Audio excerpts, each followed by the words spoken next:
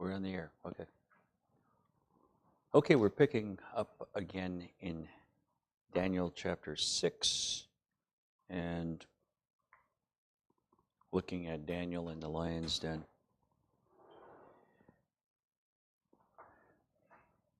And as we left off, King Darius gave a word of faith, actually spoke faith as he was putting Daniel in the den. In verse 16, 6:16, then the king commanded, and they brought Daniel and cast him into the den of lions. Now the king spake and said unto Daniel, Thy God, whom thou servest continually, he will deliver thee. I have a list of many present-day parallels, because people make choices every day that they're either going into one den or another. People make choices in their employment. You can compromise or lose your job. Even in marriage, I remember a situation here where one fellow who really liked the church, he was with us, this is going back quite a few years, liked the church, he loved the Bible studies and everything, but his wife told him, if you keep going to that church, then you're going to be in the divorce den. And so people have to make these choices. I wouldn't have recommended that he keep coming. I mean, I wanted him to save his marriage, but Christian young people often compromise their faith just to have acceptance from their peers. It's like the proverb says, the fear of man bringeth a snare. So the choices sometimes become very apparent. It's either the friendship of the world or friendship with Jesus. I think, as Jesus said a few times, he that seeks to save his life will lose it, and those who are willing to lose their life for my sake will end up saving it. And that is exactly what happens here with Daniel. But many promotions have been denied.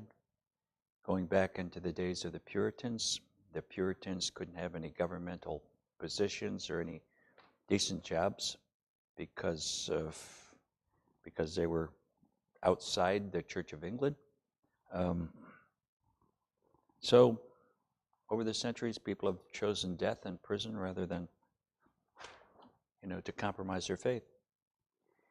The author of Pilgrim's Progress, he spent 12 years in a Bedford jail. I've been in Bedford before. And all he had to do was sign a piece of paper saying that he would no longer preach and he could have got out of jail. I mean, so he chose the den, didn't he? He chose to stay in the den, but I can't imagine the reward that the man has in eternity and the effect that he had even on generations to come. I mean, he chose to stay in the den. He could have got out.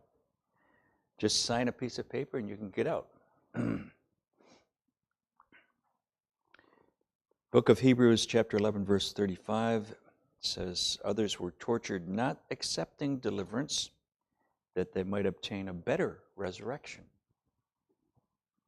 So it can be a choice, can it? Okay, continuing the narrative. In verse 17, and a stone was brought and laid upon the mouth of the den, and the king sealed it with his own signet and with the signet of his lords, that the purpose might not be changed concerning Daniel. Then the king went to his palace and passed the night fasting. Neither were instruments of music brought before him, and his sleep went from him. Then the king arose very early in the morning He went in haste unto the den of lions. And when he came to the den, he cried with a lamentable voice unto Daniel. And the king spake and said to Daniel, O Daniel, servant of the living God, is thy God whom thou servest continually able to deliver thee from the lions? I don't think we can imagine the thrill, he's looking into a dark den of hearing a voice come back.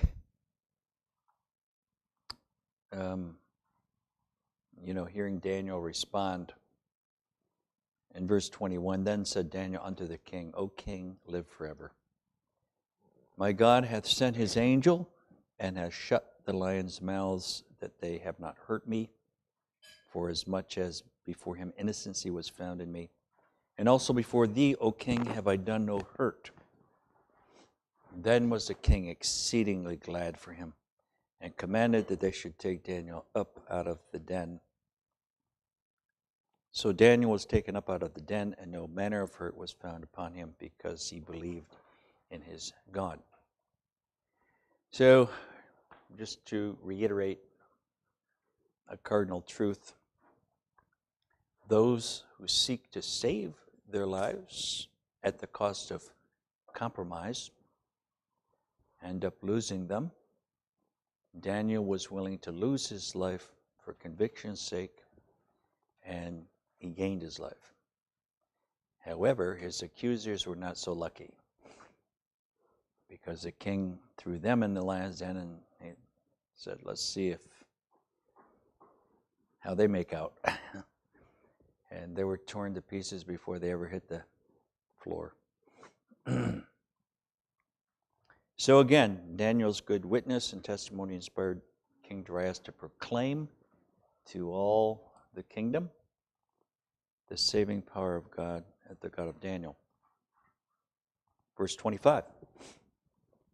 Then, still in chapter 6, verse 25.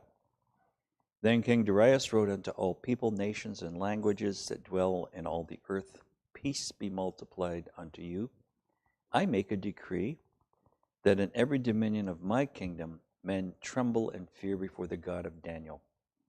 For he is the living God and steadfast forever, and his kingdom that which shall not be destroyed, and his dominion shall be even unto the end. Yeah, Daniel had an effect on these kings, didn't he? He delivereth and rescueth, and he worketh signs and wonders in heaven and in earth, who hath delivered Daniel from the power of the lions.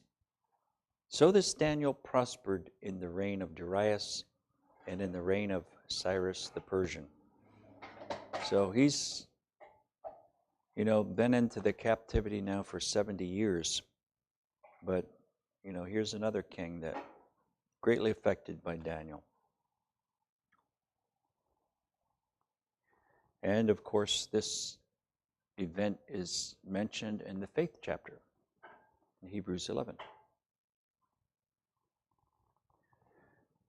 I don't think that people realize the effect that they're having on the world when they take a stand. I mean, sometimes it looks like they're at the losing end, but I think when we take a stand, people, even though they're the silent witnesses, it has an effect on them. And I remember a few people back from my working years that I bumped into later, and they told me they'd found the Lord, and they remembered how I'd witnessed to them, years ago. But Daniel is affecting nations and kingdoms. Okay, we could say a lot there, but for time's sake, we must proceed into chapter 7.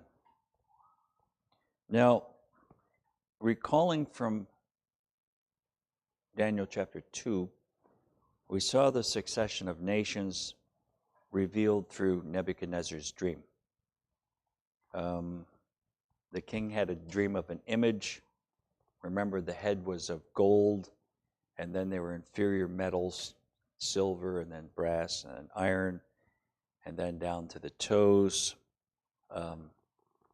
He saw a succession of kingdoms, and of course those kingdoms, the golden head was the Babylonian kingdom, and then going down to the next kingdom, it was the Persian kingdom, silver, and then the Grecian kingdom, brass, and then iron was Rome, and then down to the 10 toes, which spoke of the 10 latter-day kingdoms that would arise out of the old Roman Empire. And then remember the stone cut out without hands smashed the image, and this stone be filled all the earth.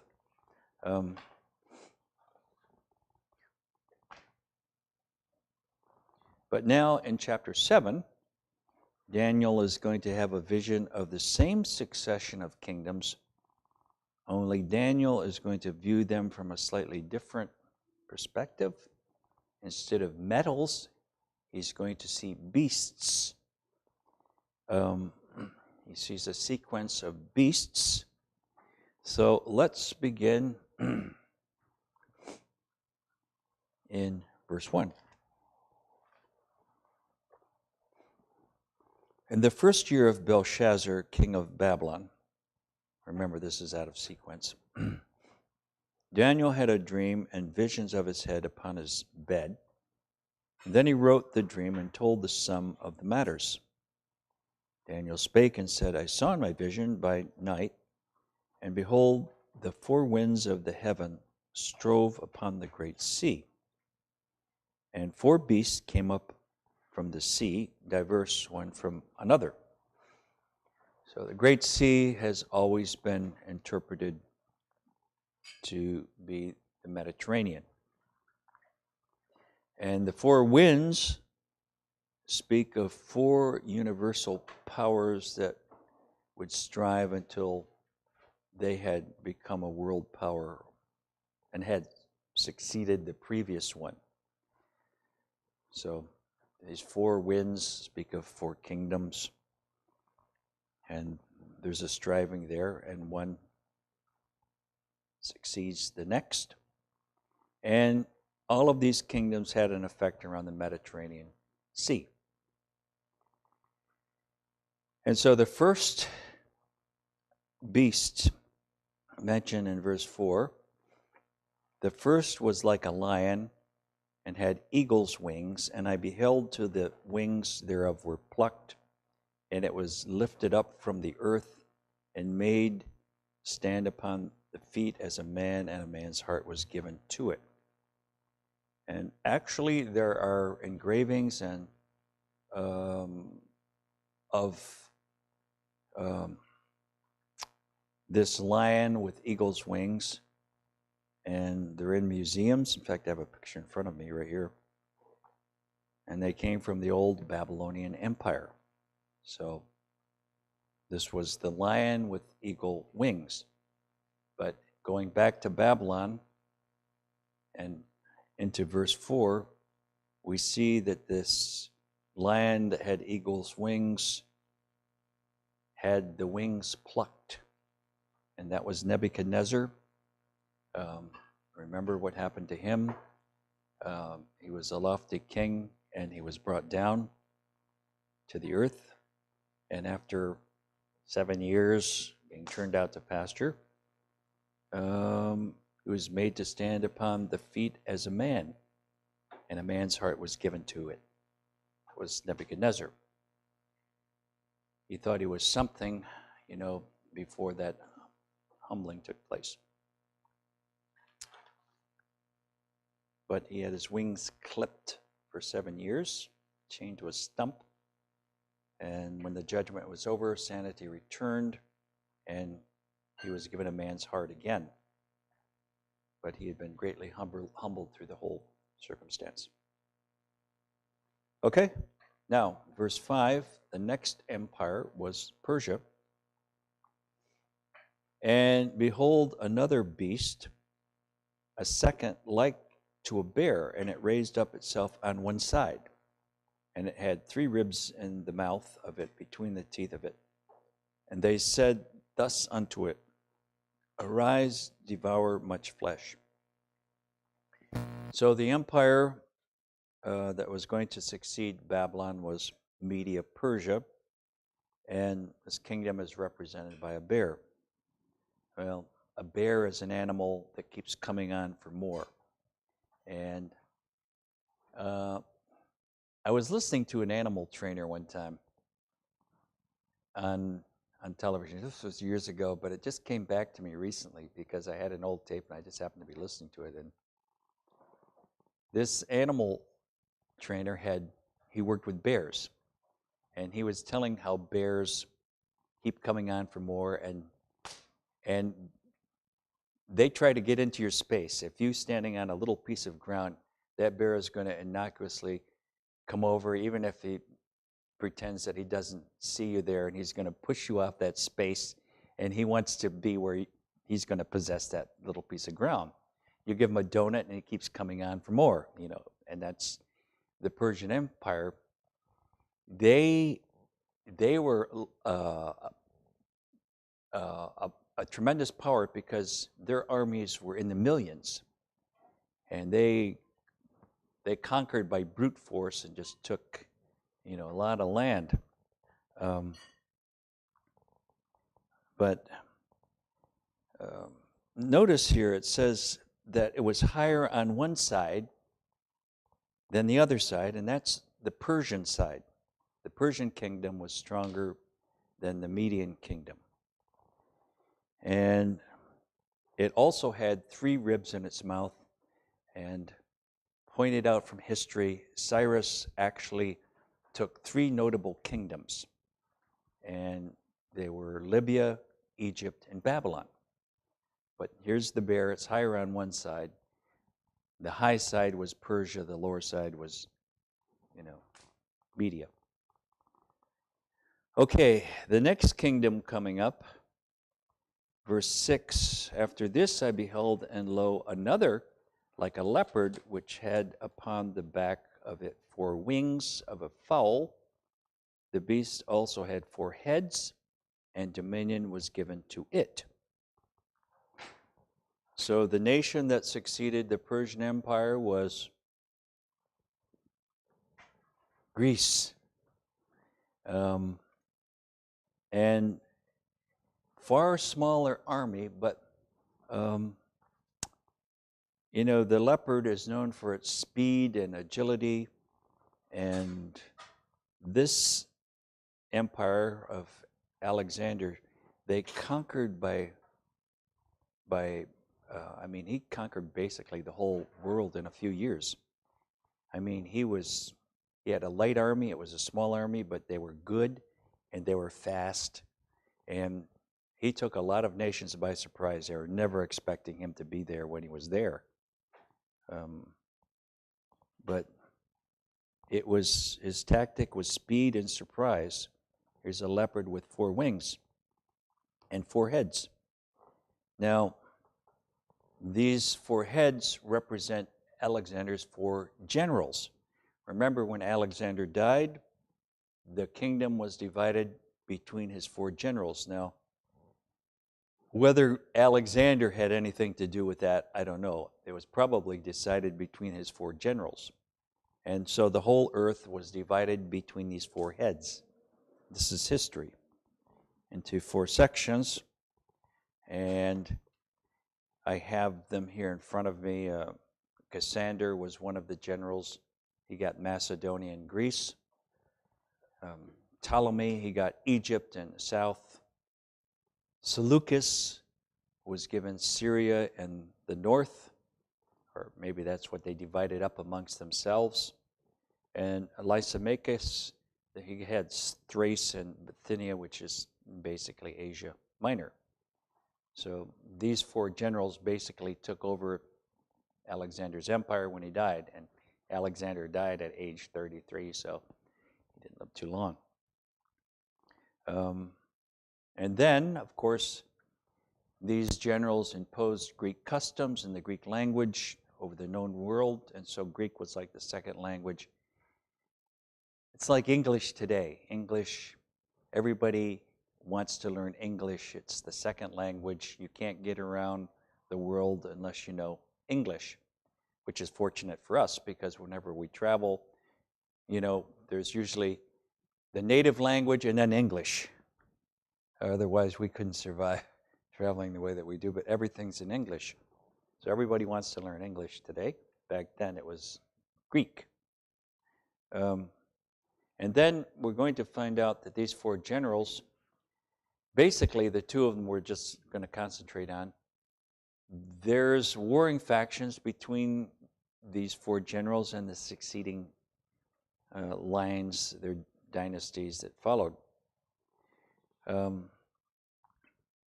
And we'll see that later. The next beast coming up here is the Roman Empire.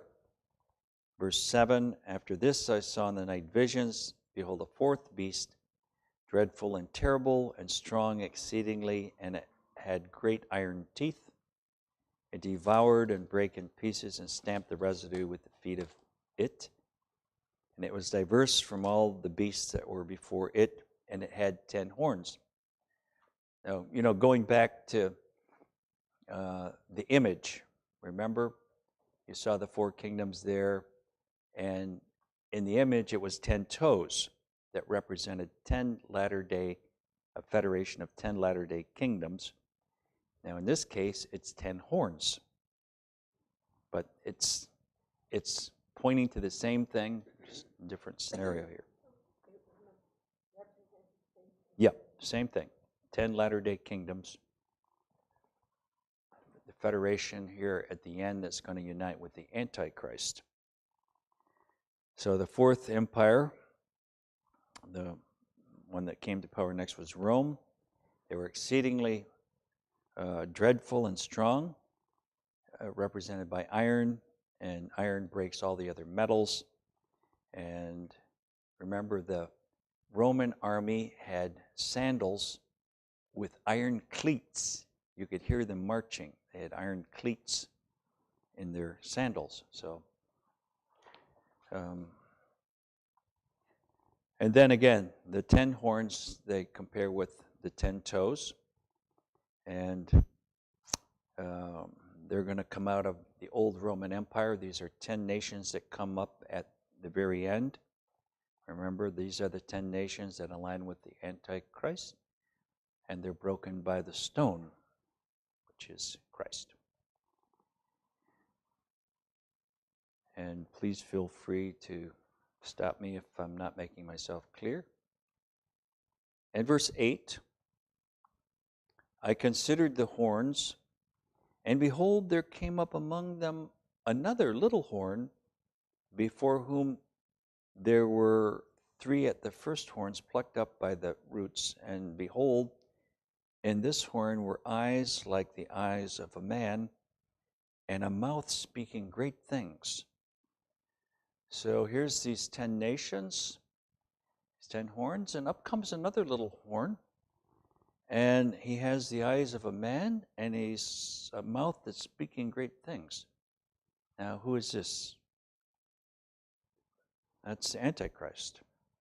He is coming up, and we're going to have a little picture of what this little horn is all about.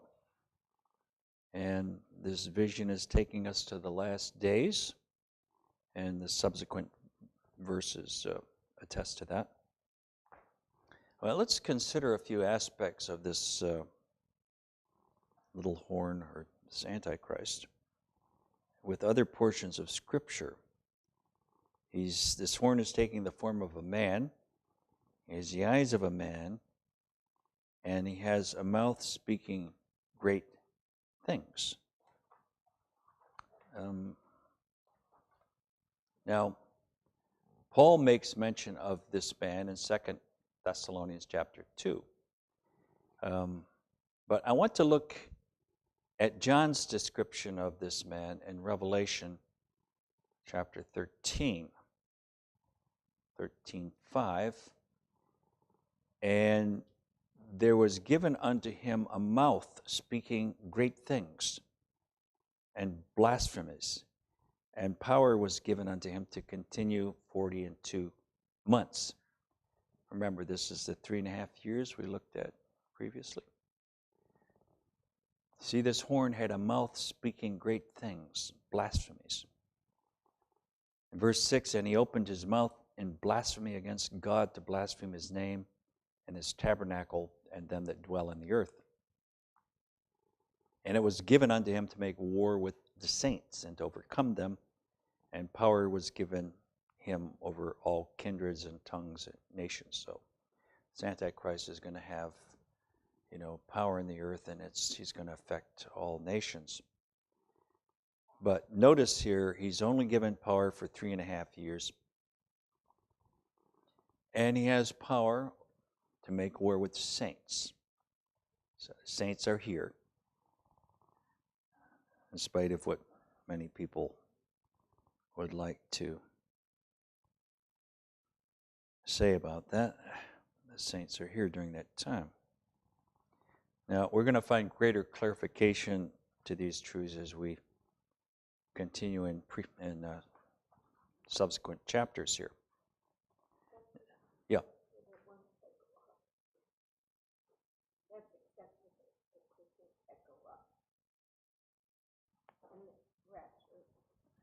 Well, the rapture isn't until the end of the tribulation.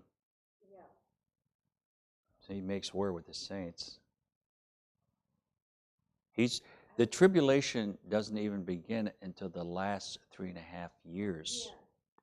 But I thought that the overcomers were taken up after the first 3.5 years. The only ones that would fit into that scenario are the first fruits.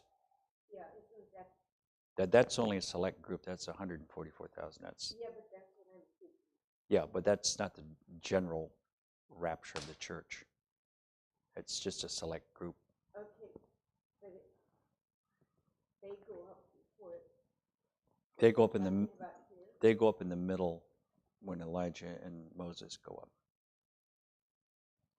The rest of the church, the woman is protected pretty much for the last 3.5 years. They go up just shortly before the end. We'll look at that a little bit more when we get, because we're going to have to look at 3 dates when we get, toward the end of the study. But the church essentially goes through that time period as well as Israel.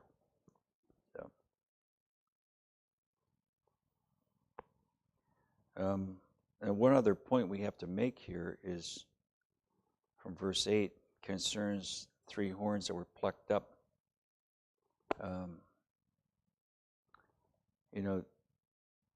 These are all Latter-day nations, and they seem to be a part of the Federation. But for some reason, 3 nations don't fit into the plans of the Antichrist, or they don't comply, or there's something here, but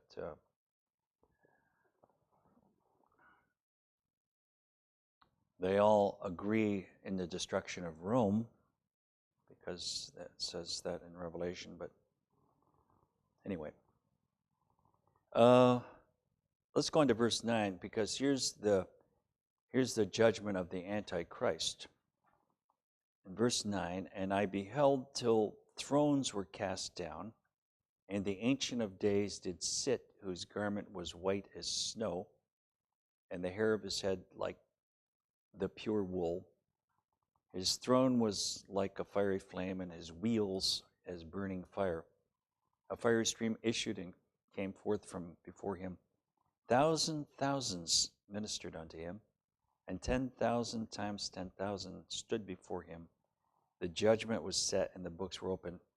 And I think this is taking a jump right to the end of the millennium, the great white throne. The Ancient of Days is God the Father, and it looks like Daniel is jumping right to the very end here, and he sees the great white throne. But going back to the time of the Antichrist, in verse 11, I beheld then, because of the voice of the great words which the horn spake, I beheld even till the beast was slain, and his body destroyed and given to the burning flame. And of course, you know when this takes place. It's at the second coming. When Christ returns at Armageddon, the beast and the false prophet are cast into hell, back from where they came. And just reading from Revelation 19:20, this is when the Lord returns from heaven with his armies. Verse 20, and the beast was taken, and with him the false prophet that wrought miracles before him, with which he deceived them that had received the mark of the beast, and with them that worshipped his image. These both were cast alive into a lake of fire burning with brimstone. So Daniel saw this. He saw this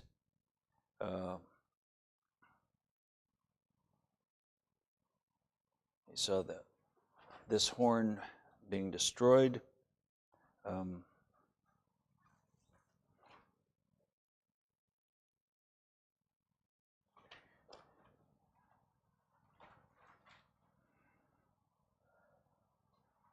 Have I lost anybody yet? Is everybody there?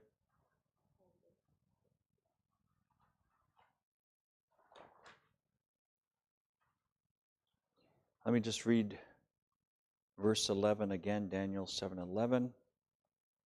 I beheld then, because of the voice of the great words which the horn spake, I beheld even till the beast was slain and his body destroyed and given to the burning flame. And you see this come to pass in Revelation, right? Okay, going on to verse 12.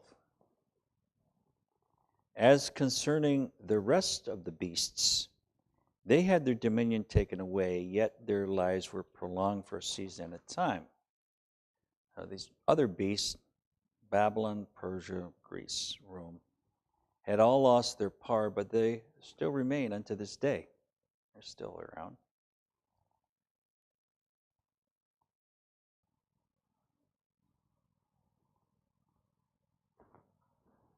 And verse 13, I saw in the night visions, and behold, one like the Son of Man came with the clouds of heaven, and came to the Ancient of Days, and they brought him near before him. And there was given him dominion and glory and a kingdom, that all people, nations, and languages should serve him. His dominion is an everlasting dominion, which shall not pass away, in his kingdom, that which shall not be destroyed. So these two verses, of course, point to the second coming.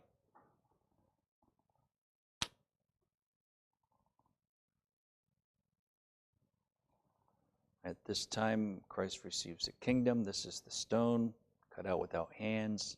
His kingdom fills the earth.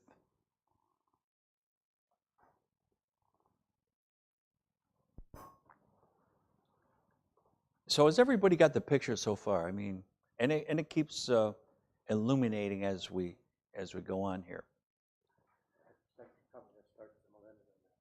Yeah. Second coming begins the millennium, and Christ begins to set up his kingdom upon earth. But it's still, during the millennium, there's still sin, there's still preaching. It's not until the very end of the millennium that there's a final test. Satan is loosed again from the pit, and there's a final test, and then there's the white throne, and then begins eternity.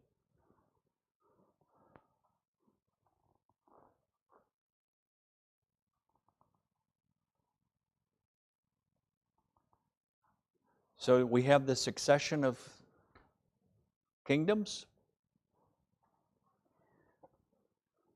The Greek Empire has the four heads, and out of continues on down. Well, actually, we're going to look at those four generals more when we get into chapter 11. Okay, so Daniel wants the interpretation for this vision, And in verse 15, I, Daniel, was grieved in my spirit in the midst of my body, and the visions of my head troubled me. I came near unto one of them that stood by and asked him the truth of all this. So he told me and made me know the interpretation of the things. Verse 17. These great beasts, which are four kings which shall arise out of the earth, but the saints of the Most High shall take the kingdom and possess the kingdom forever, even forever and ever. Same as chapter 2, right? The image. These four kingdoms, succession of kingdoms. But basically, these next verses kind of cover. We've covered, but we're going to single out a few more verses here. So Daniel gets a picture of the Antichrist.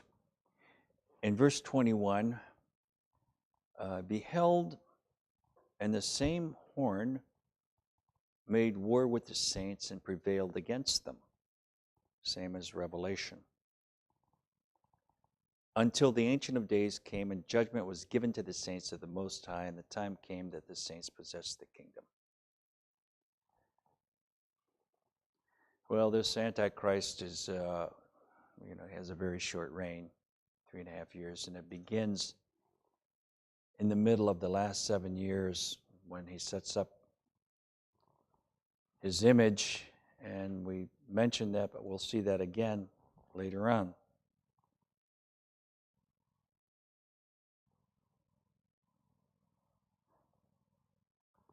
So what's the purpose of the Antichrist anyway?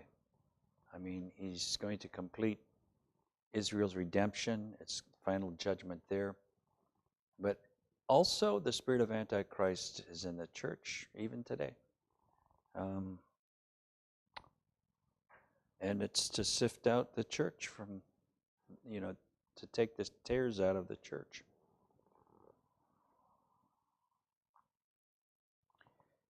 Verse 25 again points to the last 3.5 years. And he shall speak great words against the Most High, and shall wear out the saints of the Most High. Saints are here. And shall think to change times and laws, and they shall be given into his hand until a time and times and the dividing of time. Remember the interpretation to that? What is that? 3.5 years, okay. Remember, times are interpreted years. 7 times passed over Nebuchadnezzar, 7 years. Time, times, and half a time is 3.5 years. So he's going to speak great words against the Most High. This is during the last 3.5 years. And he wears out the saints. And they're given into his hand for 3.5 years. But we also find in Revelation that the woman is protected during that time pretty much. I mean, there's going to be martyrdom as well, but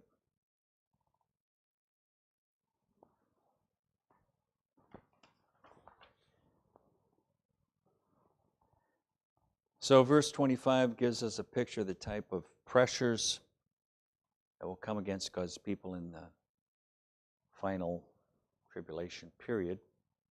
He shall wear out the saints, and one can only imagine the natural and spiritual assault that will come. I mean, the pressure to conform or to compromise, even upon nations, because as we've learned, not all nations are going to go along with the Antichrist, but if they don't, then there's no commerce, no buying or selling between nations. And, when it comes to people's livelihood, they make all kinds of concessions. They can't buy or sell. But I believe that God will take care of his people and sustain them during that time. And then as far as the Jews, pressures are going to be more intense because it really centers around Jerusalem. And he changes the times and laws and customs. He's going to cause the sacrifices to cease, which tells you there has to be a return to temple worship in Jerusalem. And they are getting ready for the rebuilding of a temple. I mean, I've been there, I was there 3 times last year, but there is a movement there to rebuild the temple. And of course, there has not been a sacrifice in Israel since 70 AD. And so to resume sacrifice again is going to be a real signal that the time is at hand.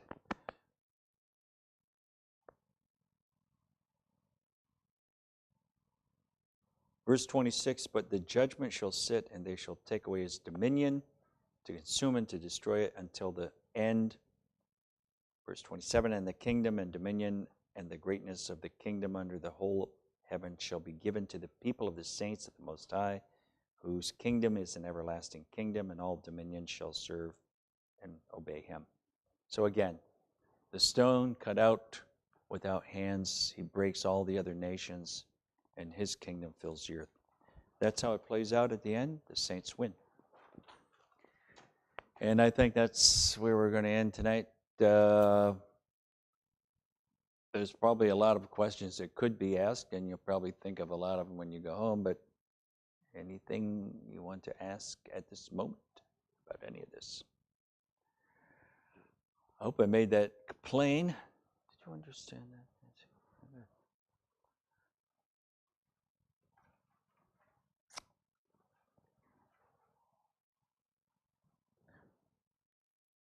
That's it. Thank you all for coming.